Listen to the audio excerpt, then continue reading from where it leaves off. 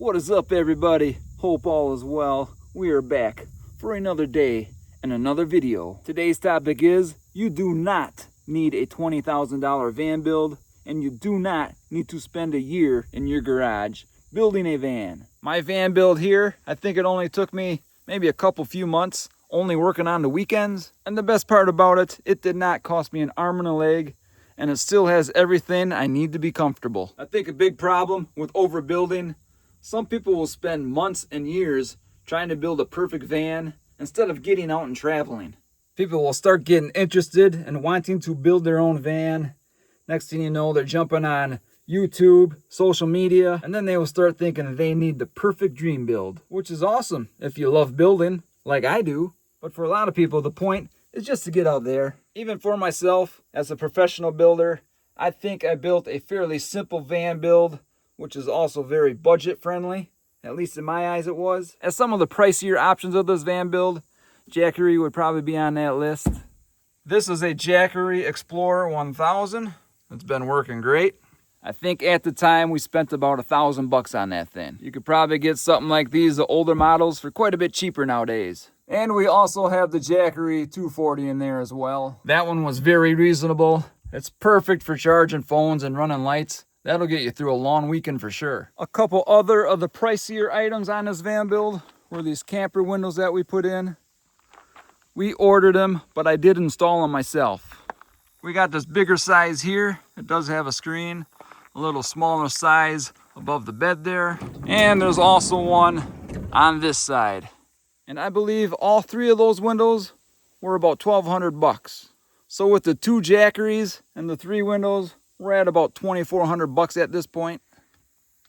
And my floor might have been a few $100 for the floor after I cleaned up all the metal, which I had to do.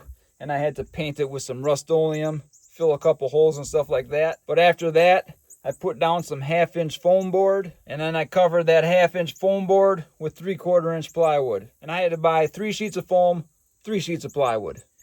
And then we just covered that with this vinyl plank flooring.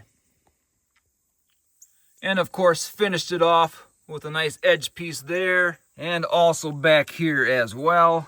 So with all those supplies, again, I don't know, $300-400 tops, I would say. So we're getting up to the $2,700, $2,800 range for this build so far. But outside of that, it was basic building supplies, plywood, and 2x4s to construct this bed. If you want to see how I built this bed, I do have a video I posted a couple weeks ago. Go check it out. Like this, I just use it to cover the metal, make it look better. Just a thin piece of Luan, just some pine trim boards, nothing fancy, stained up. An upper cabinet I got from a big box store. I painted it white. And I buy these planks pre-made and just cut them to size and put a coat of poly on them. That's what I use for countertops. Of course, we have the sink and faucet and stuff like that. Some plastic bins. We put a refrigerator in here. We did put this cabinet system in here. I think that white cabinet was something like $50-60 at Michael's. And I just framed the bed around it. I think these two benches here, they work great for seats, and they work great for storage as well. Maybe $100 a piece. I'm not positive on that, but probably somewhere around there. And we got plenty of storage back here, cut right into the garage back there. We have that on both sides there. And we got a reclaimed table here, so this didn't cost me anything. I had this from my old house, and I kind of built this into my bed. You probably seen when I opened the garage door, we have a bucket in there. Well, that is our toilet. I'm sure that's under $20, I'd imagine. Or I think you can almost just buy the lid and put it on any bucket you want. A couple garbage bags and you're good to go. If you guys follow my van videos, you probably already know I saved a lot of money and time and stress by not insulating my van. You want to slow down your van build, give yourself a bunch of stress, spend a bunch of money. One way to do that is by insulating your van. Because to do that, well, you got to frame up your whole van, walls and ceilings. Then you got to buy the insulation, install it, and then you have to cover that insulation. That's a whole lot of work, whole lot of time, a good amount of money, and a whole lot of stress. And is it really needed? Well, go to my why I did not insulate my van video, and you can find out. Long story short, If you're not staying in extreme temperatures, you do not need to insulate your van. Another time-saving and money-saving thing I did not do, I did not put a max air fan in this van. Again, yes, I have a video explaining that reason as well. Go check it out. And also, same as no insulation, if you are not traveling out in extreme temperatures, you do not need a max air fan. Especially when, check this out. I got a whole big back window right there, wide open. Plenty of airflow coming in. Plenty of airflow coming in and out of the side door here as well. And these 3 camper windows I was talking about, well, they're all vented as well. Not only that, these windows have screens as well, so I can open those. I also have a few fans in here that can push air around, so I've never missed a max air fan in this build. Hey guys, I just wanted to jump in here. I think I forgot to give you guys the final cost of my van build. And in the end, with the 3 windows, with the flooring, with the 2 jackeries, the construction material, the countertops and cabinets and stuff like that, I think I'm at about $4,000. And no, you don't need a $4,000 build to get out on the road. And how long did this all take? Like I said, probably 2 or 3 months, mainly working on weekends. This was the first time I built in a ProMaster, so I did a lot of head scratching. Probably more head scratching than actual work. When it came down to actual building time, it actually wasn't that bad. Of course, yes, it helps. I have building skills. I built this cabinet, but it's nothing fancy. Again, I just bought this plank board, cut it to size, polyurethane, and used it as my door. This cabinet is built out of plywood. And I think I just used pine 1x up here, cut my cat pieces. One, I think, important tip, it took me a little while to figure out. After, like I said, I did a lot of head scratching. What happens a lot of times is new ideas keep popping up, and you're never exactly sure what you might need. So in the end, I ended up going to the store. I bought a couple sheets of 1/2-inch plywood. I bought at least a couple sheets of Luan, which I love using for all kinds of different projects. Look into Luan, which is this thin stuff right here. It looks really good, and it weighs almost nothing. So 1/2-inch plywood, Luan, 2x4s, 1x4s, even some 1x6s. Probably have a 3/4 inch piece of plywood laying around somewhere. I would also say to have a bunch of different screw sizes on hand. So basically set yourself up, have a good amount of products to choose from while you're building. So like I said, when I built this, a lot of things would just pop into my head. And if I didn't have the right product, well, I would have to stop and go chase down after the other product I'm looking for. But eventually when I stocked up on the different types of plywood and wood and screws, I was able to carry on with my build and not have too many stops. Now, I don't want to throw everybody off talking about 2x4s, plywood, and screws, because I recently made a video why you do not have to be a carpenter to build a van. I would recommend go checking that out, because you don't have to build all this stuff. You'd be surprised what kind of builds you can put together without being a carpenter. As you'll see in my videos, I'm often talking about simplicity. And why am I a fan of simplicity? One, I think simplicity works. That's the #1 reason. And I especially think it's great when you're just starting out. Then you have more flexibility as you move on.